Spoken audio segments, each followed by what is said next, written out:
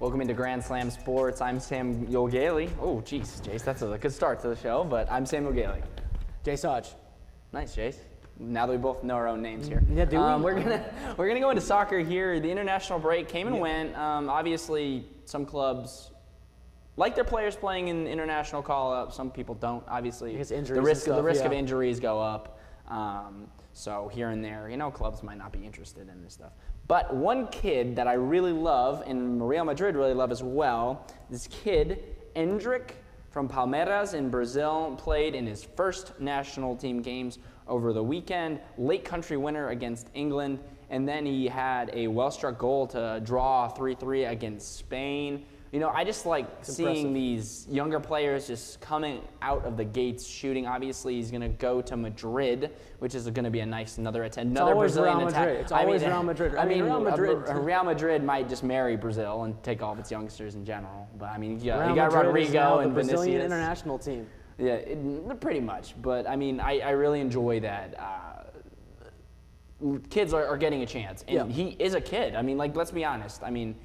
This is what the international breaks are meant for, is to get some of these players that aren't necessarily accustomed to these international games ready for those big moments like the Euros, like the Copa Americas, like the World Cup especially.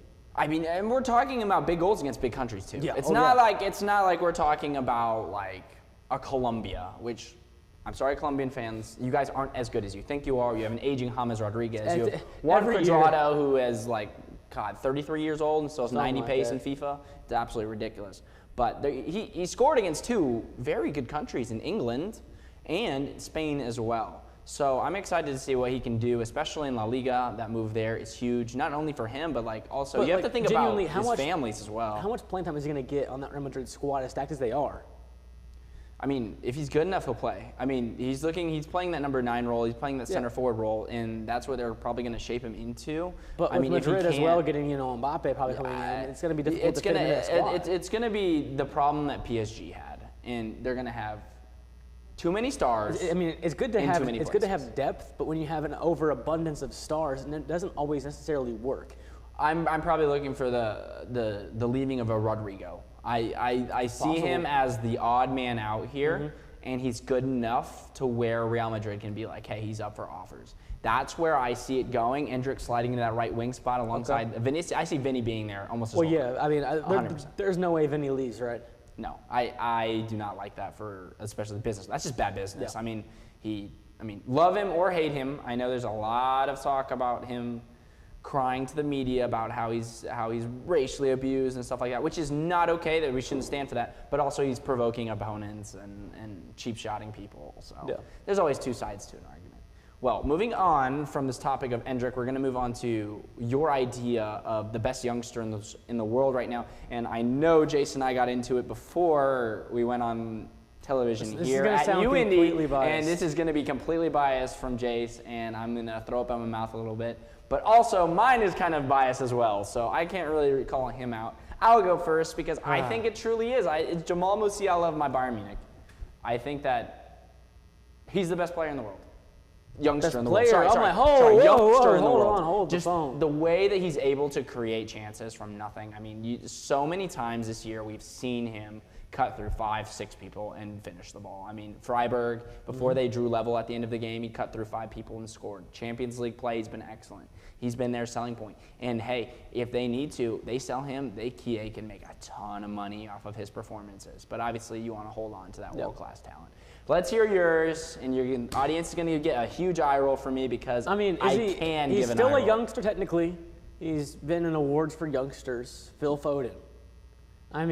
What he's done for City, at this age, for one of the best teams in the world, a team that won the treble is outstanding. To say the least. Yeah.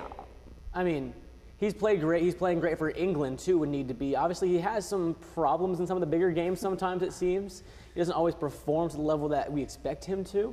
But against those smaller clubs, he's getting 2 goals, 3 goals. He's had those games against Man United as well, where he had the hat trick last year against Man United. I just don't think. I just feel like he needs to go somewhere else to where he shows that a little more. Well, because you're talking about Man City squad who's overshadowed by Haaland. He's Man City born and bred. He was a City fan when he was young. He was a ball boy at City, and now he's a City superstar. I did see those photos. It was nice. So I don't see why Foden would ever leave Man City. So you would. So right now, if you had an opportunity to take either Phil Foden or Jamal Musiala, you'd take Phil Foden for your team. Yes. Interesting. We can debate this all day, but we have other This stuff is just to talk biased to. at this point. This is biased at this point, but hey, they're both world-class talents. Nonetheless. Listen, I like Bukayo Saka, of Arsenal. I like that one Saka. guy from Man United. I can't remember his name right now, but he's a midfielder. Oh, he just recently began playing in the first team. Manu.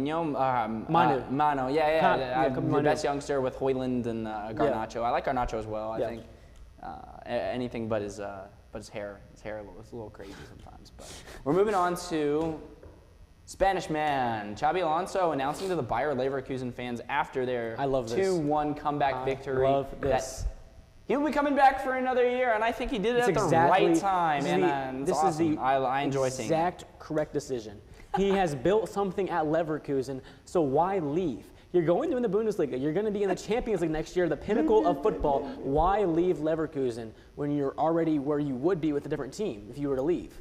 No, I really like this, at least for the Bundesliga in football. I mean, like, And now I don't even Leverkusen- know if that's a word, Bundesliga, but German. people at home, German football. it's like there's been a lot of talk over the years past about the Bundesliga, about League One and stuff like that. And I really feel like the Bundesliga is sort of moving out of this dark ages of farmer teams It to is. where it's respectable. I mean, you have Bayer Leverkusen in the Europa League. They're probably going to win it. I don't see anybody knocking them out of the Europa League. Each time they get down early, they come right back and score two goals in stoppage time and win the game. It's Now, every the time. problem is Bayer for me- never losing. Well, the problem is for me with Bayer Leverkusen is that if you lose the wingbacks, if you lose any part of his system, it's Yeah. going to be difficult. I agree. He's got Grimaldo, he's got Frimpong. Frimpong dribbles the ball down the right side, gets slide tackle, tears ACL. What are you going to do? You don't have another Frimpong. And see, that's the only concern I have for Bayer Leverkusen going forward. They're going to win the Bundesliga 100%. All respect to him as a Bayern fan. Dude, Bayern need to get Especially their with stuff Bayern together. losing to Borussia Dortmund over the weekend. No, That's we need the final it's nail in the just, coffin of. The problem with my Bayern right now is we can't get behind a manager. I mean, they're playing for a manager right now that's leaving. Yeah. And to me, if I was a Bayern player, I'd be like, why am I playing for this guy? Like, Listen, he's not going to be here next It year. was bound to happen eventually. I didn't think it'd be Leverkusen that would win the Bundesliga. I thought it'd be Dortmund, but it proved me wrong. Leverkusen proved me wrong. All right, so another topic, another touchy subject, especially for Jace as a Man City fan. Erling Haaland goal struggles in general in the Prem. What's funny is he's It's still 0-0. Listen, 0-0 against Arsenal. No goals, no shots, I'm aware. no goals. I watched the game. Is that concerning for you going up against, you could argue, No, it's not. a mid William Saliba and a Gabriel? I wouldn't call them very mid. They're pretty good. Arsenal. But you know what I'm saying. Listen, I'm not concerned. Haaland is still one of the top goal scorers in the world right now in terms of stats this year. But he's technically having a down year because last year was an anomaly year. It was. You saw all something those that should robot never memes, the happen. Terminator Yeah. robot memes, yeah. He's doing what a elite striker should do at the right pace Right. of goals and whatnot. Every striker is going to have these games where they don't perform to their Right, expectation. naturally. It's because Arsenal, they sat all 11 players near the 18-yard box and just didn't let City enter it.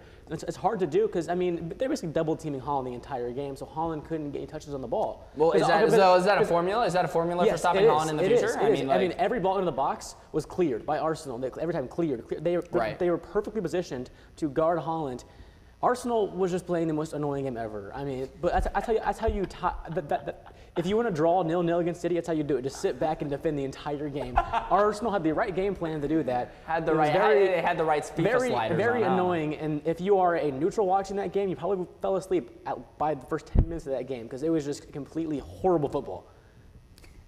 Moving on, we got Victor Gyökeres of Sporting Lisbon. I've watched him. I know Jace hasn't really caught up a lot on him. Fantastic striker from the Sporting Lisbon. I feel like Sporting Lisbon is one of those low-key clubs that produce top-tier talent. I don't know. I and think no they're one top really five. talk about them. And no one really talks about them. It's like an Ajax, They're where like an they Ajax, yep. secretly mix up a concoction. They add a little spice, and then suddenly out comes this kid that you've never heard of before. And Real Madrid is banging on the table. Barcelona is banging Brighton on does the the same table. thing. And Brighton as well. I love it. The two people right now that are in, I wouldn't say I get in competition. You have Arsenal and Chelsea. Chelsea needs Chelsea, more. I know, but who needs them more? I mean, Arsenal, you don't have a 9. well, listen, I Chelsea don't know. don't have a 9. You don't have a designated 9. I don't know if Chelsea needs anything more. Chelsea at this point just stop buying players because it's not working. They've bought probably 200 players the last 10 days for all I care, and it's just not working because they're trying to put together a team that has no chemistry. You need chemistry to be there in order to be a top 4 Premier League squad. Chelsea has no chemistry. They're all new players.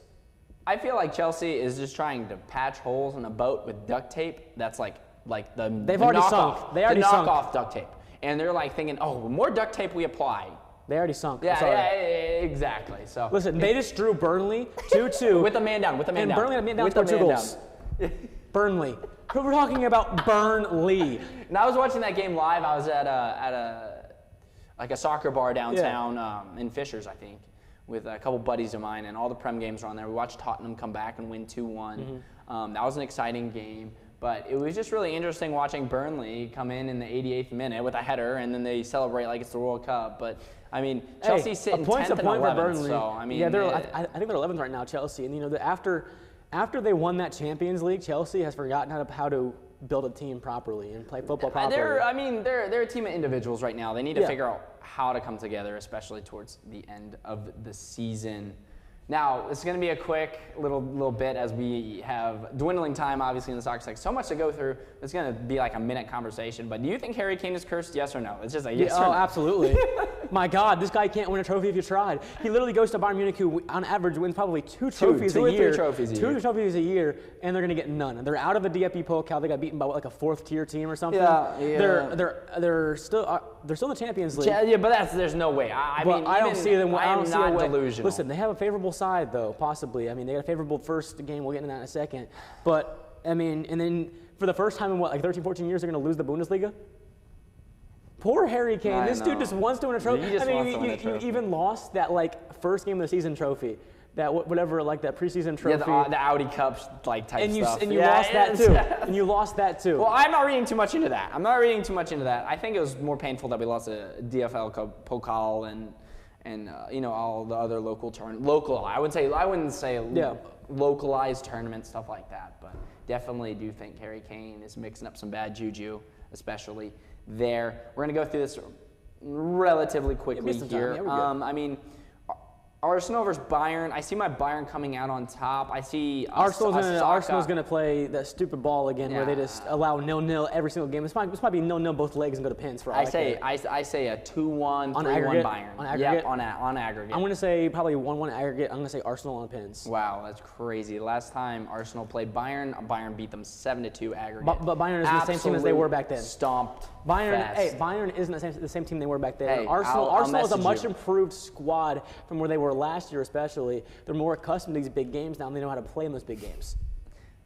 Atletico Madrid, Dortmund. I have Dortmund. I have Dortmund in this game. I have Dortmund here as well. Atletico Madrid is the definition of stupidity when they play soccer or football. But they just sit back the entire game. They play 5 defenders. No, they claim they're a counter-attacking team, but they play the worst form of football I've ever seen in my life.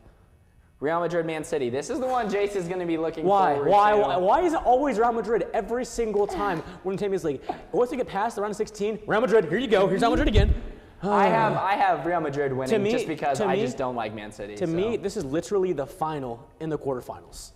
I agree with that. I think the winner of this is going to win the UCL this year. I actually do agree with that take. I feel like the final is either going to be... Listen, as a Man City fan, we've just been so inconsistent this year. I mean, we're 3rd in the Premier League. Obviously, it's a big title race between Arsenal and Liverpool.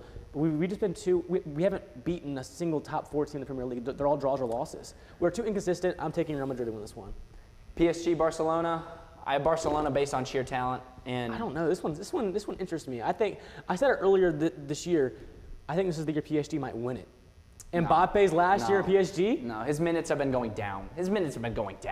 They're trying to become a person without Mbappe. Mbappe is like that X that lingers around a little bit. I find it funny that how the sides were drawn out. It's Atletico, Dortmund, PSG, Barca. One of those 4 is going to be in the final.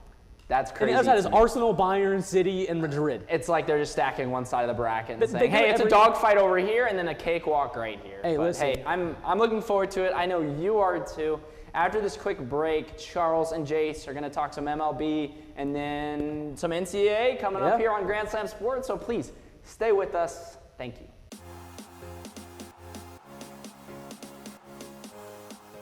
Welcome back into Grand Slam Sports here today, and it is a freaking good day to be a baseball fan because the MLB is officially back.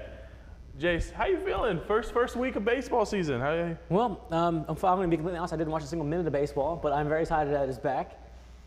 You know, I'm very excited. I mean, baseball, I don't really watch much until it comes postseason time. I mean, I'll follow it, you know. I'll understand the top players, the top teams, who's good. Follow it enough. I follow it enough to where I have the knowledge to speak here on the show about it. But not to the point where I know, like, the NFL or the NBA. Yeah. And there's just so much more to follow in MLB, I feel like, than there would be. I mean, it's the teams, there's pitchers, everything, every positions and stuff. It's a whole lot more to follow than my second hardest sport to learn was definitely baseball. The issue with that is, you know, you go in from, you got the AAA, you got the pitchers, you got the bench players that don't see the light of day. The minor league, which is different than any other sport. Yeah, I mean, I love baseball though. It is by far my favorite sport. What was your first hardest to learn?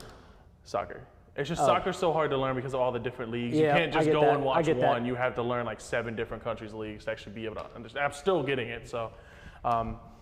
One day we'll get you back on soccer segment. Someday I'll be on soccer segment, but for now, only when Inter Milan's good though. Only when Inter Milan was supposed to be good this year. I mean, aren't they top of the Serie A though? Yeah, we're top of the Serie A. We just lost to Atletico. In the Champions League. Yeah. Womp womp. It is what it is though. On to the sport at hand. Pirates, Tigers, and Yankees and Brewers started undefeated coming into their first series. Pirates, kind of impressive against the Marlins. I wouldn't call impressive as the Marlins. Marlins aren't awful. They were playing good. team last year. I mean, good. They beat a bad team. Yeah. But I don't really trust the Pirates to be anything decent. I don't either. But they beat a playoff team that they were supposed to. Same with the Tigers. Tigers whooped on my White Sox, which every Your other White team is Sox going to do. are bad. Our 5th through 9th Also, hitter. I think you just traded the Yankees of someone the other day, if I'm correct. I'll have to look back at that. That might have been the Marlins. Was it? Oh, a pitcher? I know the Marlins and the Yankees went. Oh, it might have been the Dodgers. I don't know. Little trades happen all the time that I just guess I missed. I don't know. I got an ESPN note about it, so I just. Our pitching staff sucks. It's just that simple. Whenever your ace is a reliever last year, Garrett Crochet played phenomenal in the first game, but he had 0 run support. Luis Robert is playing phenomenal too. But the rest of the team, the 5 through 9 spot, are currently batting an average of 0.77. Which is, I want to say 1 hit for like 16 or 17 between them. That is atrocious. That is awful. So as a team, you know, the White Sox are struggling, and the Tigers did a great job at taking advantage of that. Every single pitcher pitched good for them except for Kenta Maeda, who gave up 2 home runs to 1 man. But other than that, not too much. The Brewers going undefeated against the Mets, not insanely impressive, but still. The Mets are always high expectations, low, you know. I don't think their expectations are too high this year. I mean, whenever you're starting, their ace is Kodai Senga, phenomenal pitcher. But then after that, you kind of just are like Luis Severino, who got $20 million a year, coming off a really bad year for the Yankees, and then Sean Manaea, who's just now becoming a starting pitcher again. It's not really the team that you want to trust if you're a Mets fan. So the Brewers did exactly what they're supposed to do. But looking at the Yankees, the team that did what they were not supposed to do, and that is sweep the Astros. In Houston. In Houston. How you feeling? Suck that, Trastros. Gosh. As a that was my World Series for the rest of the season, was that we swept Houston in Houston, a team that's had our number for so long, a team that's pissed me off every single year.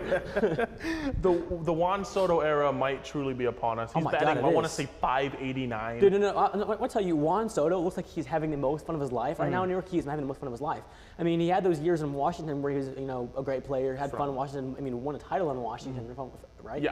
And then he went to San Diego. He just didn't look too happy there. He just wasn't. It wasn't a fit for him. No. It was a part of the Padres Moneyball scheme where they just went and bought everyone. And now he's with New York, and he seems like this is the happiest he's been. And I mean, he had a few very, very timely, big-time hits against the Astros that really won the Yankees the game. I mean, the first 3 games against the Astros, they were trailing. In the first game by 4, second game by 3, third game by 1. They were trailing all those, and they came back and won the ball game. Yeah, and the 9th inning hit against Hader as well was one of the biggest hits. I mean, but he's the only one that's impressed me. It's been Oswaldo Cabrera, who has been playing phenomenal. He had a home run to tie it, and he also batted near 500 that series. He had a 5-for-5 game in the second game against the Astros. Oswaldo, he's a Swiss Army knife. That man can do it all. I think he's listed. And he was batting 9th in the batting order, and he was going crazy. Because he's not normally a great hitter. He gets good contact to the ball, but he's normally that fielder that Well, we need a left fielder, we'll stick him in. Right field, I mean, he's a switch hitter. Yeah. And he can play. I'm pretty sure he's listed to be able to play every single of the positions other than catcher. Yeah. And so that's extremely impressive because you lose Isaiah Kiner-Falefa, who kind of took that role. He did. And now you pick in Oswaldo from the AAA. He's been playing a little bit in the MLB, but now he's fully here, But like fully called just up. that lineup of you got Judge, Stanton, Soto, Cabrera's Verdugo. coming on, Verdugo. I mean, it's a great lineup up and down. Obviously, I mean, Judge didn't do the hottest But against he's the Judge. Astros, but He's never Judge. this is the good news. They didn't need Judge to win the ball game. They didn't need him like they And had that's before. a big switch. And as going with the Verdugo thing, we're going to see this when they get to Yankee Stadium. Phenomenal left-hand hitter, and that's kind of what we see. They do really good as long as they don't get pull happy. See, the biggest issue I've seen with Juan Soto has been the fear of when he gets in the Yankee Stadium, does he try to shoot that short corner? If he does, whenever he tries to do that, that's when he struggles. So if Juan Soto plays his game like he did this weekend, or during this first week, I think Juan Soto is going to be a phenomenal player for the Yankees. And we're going to get to see 2019 Soto again after what we've been missing for so long. Man, if Soto is able to keep this up, the Yankees have to be top 5, top 3 World Series favorites. Well, if you want to talk about the Yankees as well, let's look at their pitching as well. I Yeah, mean, it was Garrett great. Cole, Marcus Stroman. Garrett Cole's out for the next few months. But it's still, you have him in that back pocket. Yep.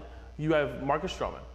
What was good was, I mean, the starters did okay, but the bullpen had a great weekend as well. And that's a bullpen that's been kind of questionable. It has. Especially after losing like Michael And the King Astros are known for their bullpen, and they struggled to keep them leading in those games. Yeah, the bullpen. It was just interesting to me. Which, I mean, I saw kind of coming up, you know, they did gain Hader, but then they lost Montero and Hector Neris. No, I think they saw If Montero. I'm correct, it's a new manager, right, for the Astros? Yes. So did that have any effect, you think, on the series? Absolutely. Dusty Baker was a phenomenal, would travel to the Dominican Republic and he would pick up these pitchers. Yeah. And so we see Christian Javier, Framber Valdez, Brian Abreu, Hector Neris, Rafael Montero, all these people from the Dominican Republic that would all come in to play for him. Yeah. And then one of the best pitching staffs. Neris is now a Cub. Montero, I want to say, is just not playing anymore. I think he's just AAA.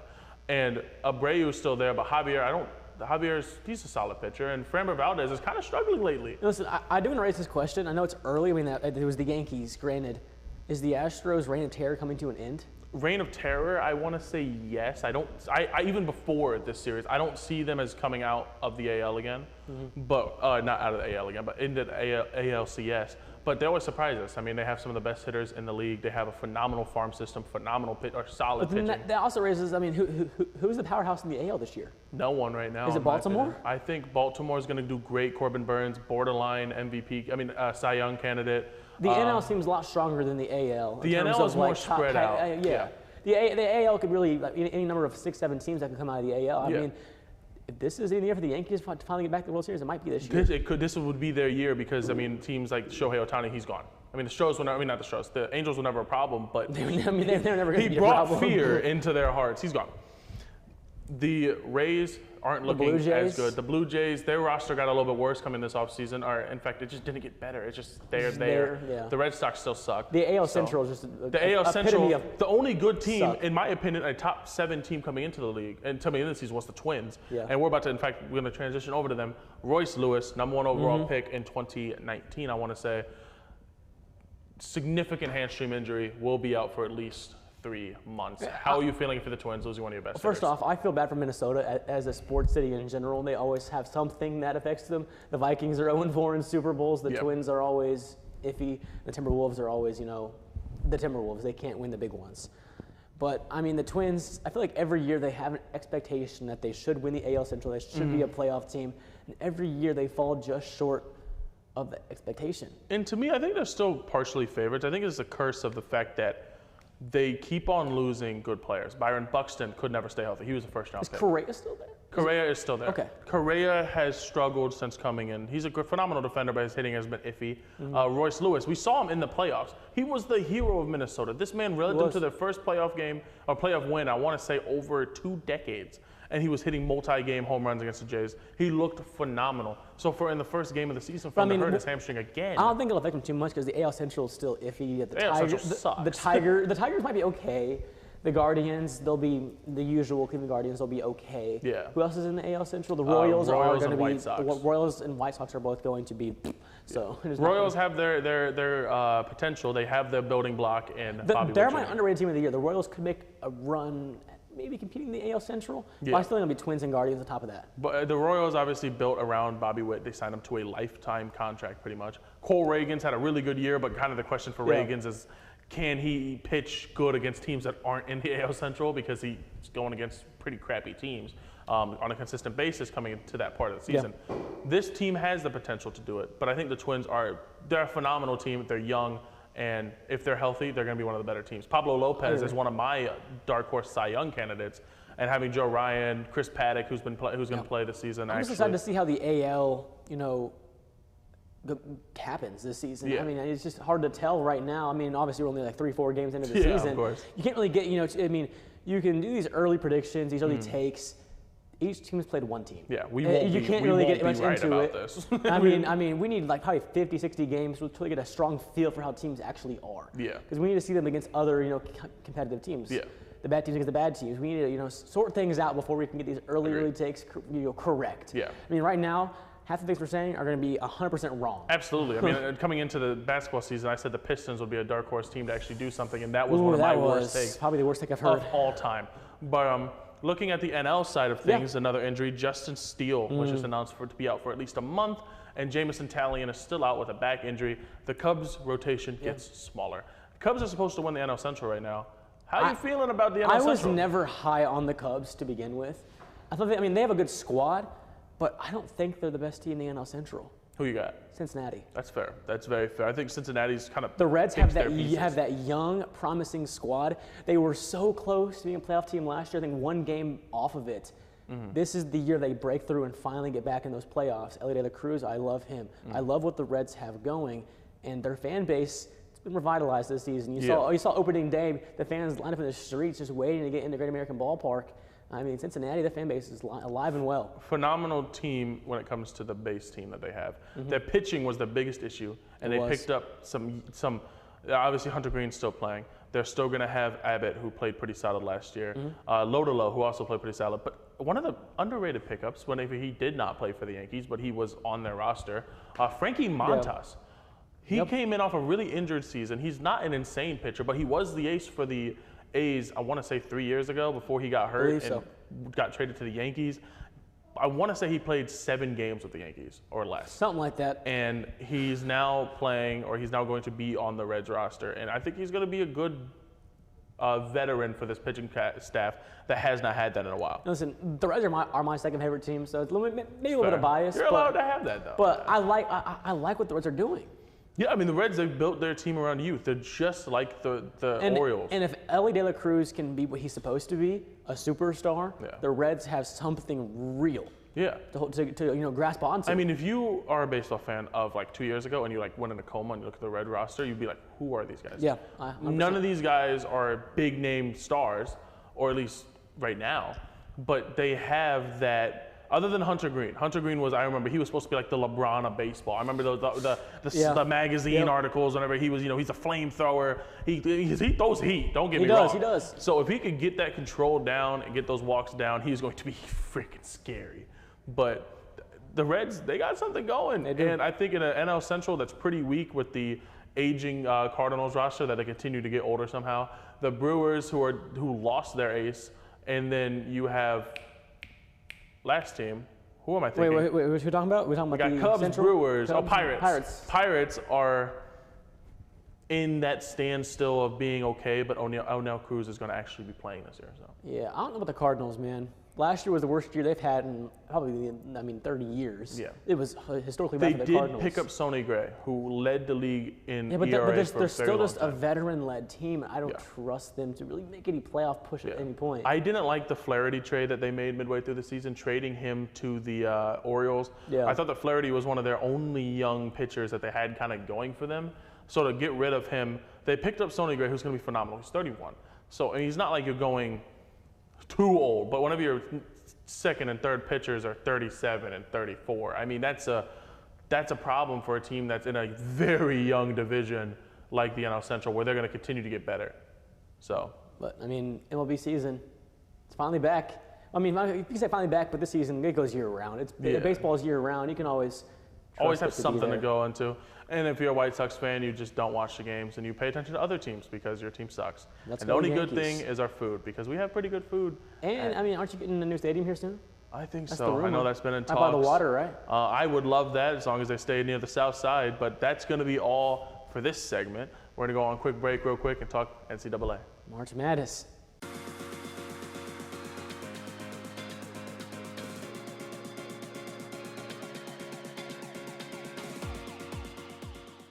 Welcome back in. We are now heading to the Final Four. We've gotten past the first 2 weekends of college basketball. We're into the Final Four. My name, Jay Saj, alongside me. Chuck Foster. Let's get right into it. March Madness. Well, it's actually now April Madness. You flip the calendar. It's April, but now that means the Final Four is soon to be in full effect. So we looked at the first game of the Elite Eight. It was UConn versus Illinois. UConn, once again, 77-52 winners over the Illini. No surprise here. Really, the UConn continues their dominating performances as they did last tournament as well. I'm sick of this tournament because this tournament has been like the biggest mixture of being extremely predictable and extremely not. Because like UConn, if anyone that said that UConn was going to win is very basic and just assume that based on. I mean, they're not wrong at this point. I mean, they're UConn not wrong. is the most dominating team I've ever seen. And you see them here lifting the phenomenal. trophy. They got through the East Regional with fairly, ease. I mean, they had the home court advantage as well. UConn fans, loud and proud. One of the loudest groups I heard all weekend, them and the Purdue fans as well.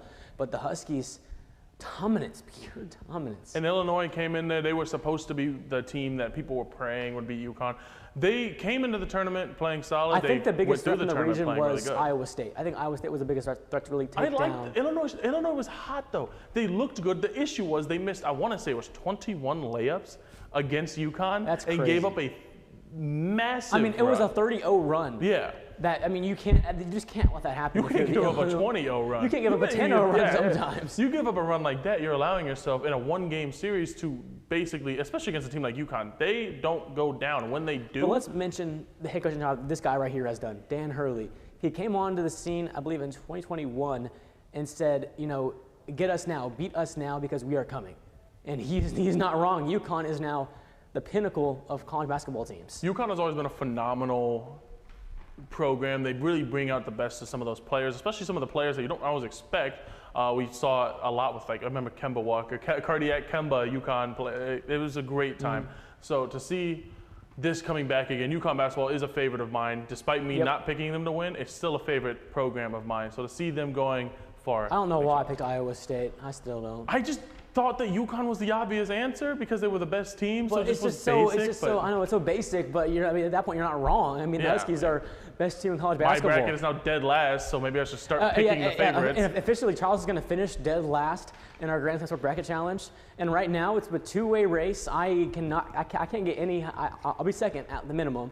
But right now, me and Evan are tied. But Evan still has UConn in. If UConn loses against Bama, me and Evan will tie for first place, but if UConn wins, Evan is going to be your bracket champion. And we will figure out how we reward the winner. You have to do a loser dare. I'm sorry, but that's besides the point. I thought I had a pretty solid bracket. How are you going to be bracket. one of the main people that actually knows college basketball and get dead last? We did have our director and editor get first place, so that tells you how amazingly smart we are at the sport.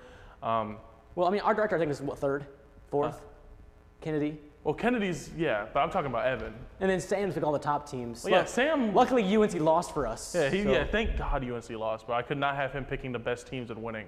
That would be boring. But look at the next Elite Eight game. It was Alabama. It was Clemson. A surprise matchup we didn't expect to see possibly in this Elite Eight with the 4 seed and the 6 seed Crimson Tide and Tigers. But in that one, Alabama getting the win 89-82 over Clemson. Clemson had a great run. They beat Baylor the 3 seed, they beat Arizona the 2 seed. But Bama, you don't usually see offensive teams of their style succeed in March, but they've just had the right matchups possibly. And we came into this saying that Bama doesn't go very far because of Bama's. Well, historically, teams of their style hadn't made it past the first weekend in 20 years. Because all it takes is one off shooting night and you're done. And obviously for a lot for them, they haven't really had an off shooting night, have they? And hopefully they continue. And they found a big man. Yeah. And Nelson, their big man. Phenomenal guy right there. He's had a great last few games. And, they've actually played okay defensively. They found their style, and it's working. At the right time. At the right time, especially, and they got a favorable game here with Clemson. Obviously, they had played earlier this year in Clemson winning that one, but Bama getting the revenge.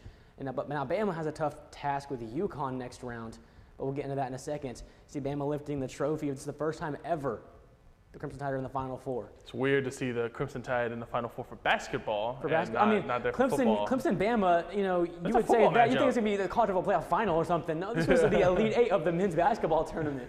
Alabama and Clemson, not football, but basketball this time around as the Crimson Tide go to the Final Four. Alabama might just have the best ever. sports program out there, honestly. Speaking of teams that haven't been in the Final Four in a while as well, let's go ahead and look at the Purdue Boilermakers as they make the Final Four for the first time since 1980 as they took down the Tennessee Volunteers. And what was a close game, but the fouls kind of overtook. Zach Edey, he draws 10 fouls plus a game, but Purdue was 6-point winners in that one at 72-66. Yeah, Zach Edey is one of those players that a lot of people aren't really high on him for the NBA game because they believe that he's going to be the next Taco Fall or Thon Maker or Boban. But I think he has what few big men have, and that's mobility while being 7'4". As someone who is 6'7", I understand it's not easy to move. Now, obviously, he's a professional athlete, and I'm not, but he's 7'4". That is a lot of body to be moving around, and he moves it very well. His footwork is phenomenal. His defensive timing is great, and he's exactly what a defensive-minded college team would want. So I'm excited to kind of see how he goes in this tournament. Yeah, but Purdue going to the Final Four for the first time since 1980. A lot of their fans very happy with that. They had a very favorable game, and it was in Detroit, and their fan base loud and proud there. And I know I have a friend of mine. He cried when Purdue won this game. It's been a long time coming for the Boilermakers.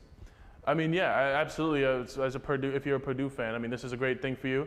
I'm very happy that Tennessee lost because. A certain man on this TV crew that really likes Tennessee and would not let me live it down. When I'm an IU fan, and I watched the game. I was actually getting nervous because I wanted Purdue to lose so bad. Yeah. Because as an IU fan, this is something that we could hold over Purdue because they hadn't made a Final Four since 1980, and they have no championships. Yeah. Well, now they have a trophy to add to their trophy case for the first time since an NCAA one since 1980. Yeah. The chance to add the national championship in just a week's time. Should be a fun matchup for sure. And we'll look at who they're facing. It's the big man, 7'6", whatever, Zach Edey. They're going to be facing the NC State Wolfpack after NC State took down fellow ACC rival in the Duke Blue Devils 76-64. Dog. DJ Burns.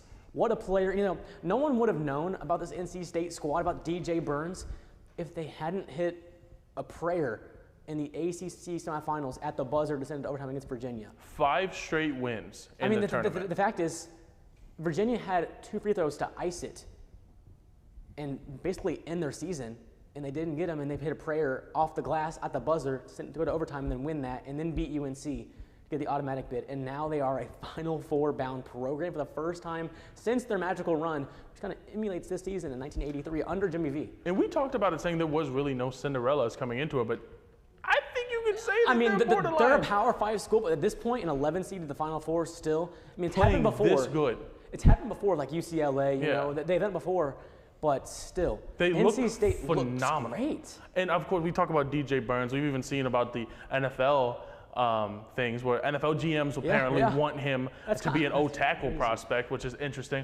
Burns is focused, obviously, on the NBA. He's 23 years old, a little bit older than a lot of college students. I've seen a lot of hate towards that, but he's doing his thing. No one would have known who he was if it was not for this tournament. And now I think he could get a legitimate look or nod coming towards a very weak draft class, especially as it's big, needy team to get their backup, or maybe even a G League type player. What a run from the Wolfpack. I knew they might win a game or two here or there, pull off some upsets, but to win 4 more games in the tournament, at what point do they get tired? Are they ever tired at this point? 5 games in 5 days, and now 4 games in, a week? Yeah. And now they go to the Final 9 Four? straight winner go home games. Does this 5 or 6 day break from the Final Four actually hurt them? It does, because the reason why NC State is so on fire is they've won 9 games, I want to say, in like two to 3 weeks. Yeah. All of them, I want to say, are winner go homes. They have literally stood if they would have lost one game, the season was over. They have stood their ground this entire season, and now they're going on a 6-day break they and going against the number 1 seed. They lost, I believe, 7 of 9 to end the season. and then just to go on this magical run. I mean, in the first round of the ACC tournament, they were tied with Louisville, who was historically bad for Power 5 schools, with 2 minutes to go. Yeah. They were that close to going home after one game, and now they pulled off 9 in a row. You know, I saw the NC State Barstool account. They posted before the Louisville game, just need 11 wins in a row to be champions. Now they're 2 away. Yeah, Now they are 2 away. We read that and we were like, oh, of course. You know, it's like all the memes were like, oh, the Yankees are about to go 162-0. Like, no. Yeah. That is insane. They have been holding their ground. They're going to have to continue to do it. We're going to get a DJ Burns versus Zach Edey matchup in the paint, something straight out of the 90s. We'll get into that in a second, but real quick, let's go into the all-region teams, beginning with the East and the West. The East all-region team, most outstanding player was Donovan Clingan of UConn. No surprise there. The big man of Connecticut, been phenomenal all season. UConn, Cam Spencer, Stephen Castle as well, and Illini getting one with Shannon. He deserves it. And Jaden Ledee as well for San Diego State. Much deserved for these 5 players. Looking over at the West, the player of the region was Mark Sears. No surprise there. This dude shot the lights out of the ball for Alabama. Clemson, they got 3 of the 5. Even though they lost to Bama, they got P.J. Hill, Ian Shefflin, the chef they call him, and Chase Hunter. And then the big man, Grant Nelson for Alabama. Any surprises in these region teams? These are very, very, honestly, I was surprised to see 3 Clemson players, but I think they're very deserved. Especially, I'm a big Stephon Castle fan. I think he's a phenomenal guard. He's definitely going to be getting drafted. Yep. Donovan Clingan, another player that just, they do what they're supposed to do. That's why they're here today. I'm very excited to see where UConn goes. I actually think they are going to probably take this one. We'll get into that. But let's real quick look at the Midwest and the South. All region teams real quick. The Midwest played a tournament, no surprise. Zach Edey, they got the guard as well on Braden Smith. And then you have Dalton Connect. He had a great game against Purdue. Single-handedly kept them in that game. Yeah. 37 points. What a player he is. And then Zakai Ziegler and Baylor Shinerman from Creighton, no surprise there. And the South was kind of all over the place. You had the 2 NC State guys, DJ Burns and DJ Horn, the DJ brothers, you could call them. Great players. Tyler Kolek deserved for Marquette, but was a player top 5 in all year long for NCAA. Jared McCain, TikTok guy, we know about him. He's a great guy. He was the reason Duke was in that game against NC State. Great player. And then Jamal Shed. I feel bad for him because I still think Houston would have won this whole thing if he had not gotten hurt against Duke. And I remember talking about Jared McCain. I only knew him because of his TikTok dances. I did not know he was a basketball player. And then people were like, oh, he's kind of cold. I'm like, all right, cool. Oh, he went to Duke. All right, cool. And now he is a freshman who led this team. He's going to the draft probably, so. Yeah, which is rare nowadays to see a freshman go in because like the past few years, we've kind of not really seen it as much to see that 19-year-old going into the draft. Now, well, Final Four. You look at the Final Four teams, you got UConn, Bama, NC State, Purdue, obviously going to be held in Phoenix, so not really any home court advantages. These are all kind of Eastern teams. Yeah. Once again, I think it's been 20-plus years a team east of the Mississippi is going to win it all. It's kind of weird to me that no Western team would ever win this, it seems like. It's always the Eastern team. Once again, it will be the Eastern teams. I'll get into my pick real quick to win this all. I believe it'll be the Connecticut Huskies winning this basketball tournament, winning Final Four for a 2nd consecutive season. I got UConn. I don't want to say it because I think that Bama and NC State are 2 of the hottest teams in all of college basketball right now, but the issue for them will be they have 6 days off. Yep. That heat is going to die. Give me UConn coming out of it, unfortunately. And, no team has gone back-to-back since Florida in 06, 07. So the odds are against them. Mm-hmm. But, Bama, NC State, Purdue, these 3 teams haven't been in the Final Four since 83. 83 for NC State, 80 for Purdue, and never for Bama. Yeah. So the experience plays to the side of UConn, and I believe that experience is. To me, everything plays to the side of UConn because in this tournament, it's so big about momentum. But UConn is the best team when it comes to roster. I want to ask you, what's that matchup between Burns and Edey going to look like? It's going to be something straight out of the 90s. I'm talking like they're going to get the ball, and it's just either going to be drop step. They're going to they're going to go at each other. Yeah. It's going to be very aggressive. There's going to be some questionable fouls, I guarantee you. It's as is any game with Zach Edey. As in any game with Zach Edey. They are going to be all over each other. And you see that a lot with dominant bigs, but you don't necessarily see that in the pro level game because a lot of those bigs have that 3-point shot a little bit more, so they play a little bit more around the perimeter. These are 2 players that they will hunker down on the paint, and they are going to borderline be fighting for those buckets. So we obviously know that we both have UConn in this game.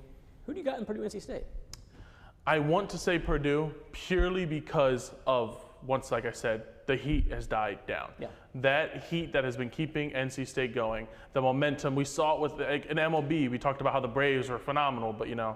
it didn't even matter. Give me them. I'm going to pick Purdue as well. I think it'll be an all one seed final with UConn and Purdue, but I think it's the right game. It's to me been two of the top 3 teams all year long. The Huskies and the Boilermakers and Purdue, they could give UConn a run for their money, for sure. Yeah. But UConn, the way they've been playing, I just don't think anyone can beat them. I mean, they're annihilating teams. Like, full-on, this is just blowouts every single game. It's just, if Purdue is to beat UConn, how's it going to happen? Real quick. I think that if Purdue beats UConn, it's going to be Edey taking advantage of a good matchup that he finds. I think that if he can drop 30, 40, you have a chance. Well, next time we'll be on.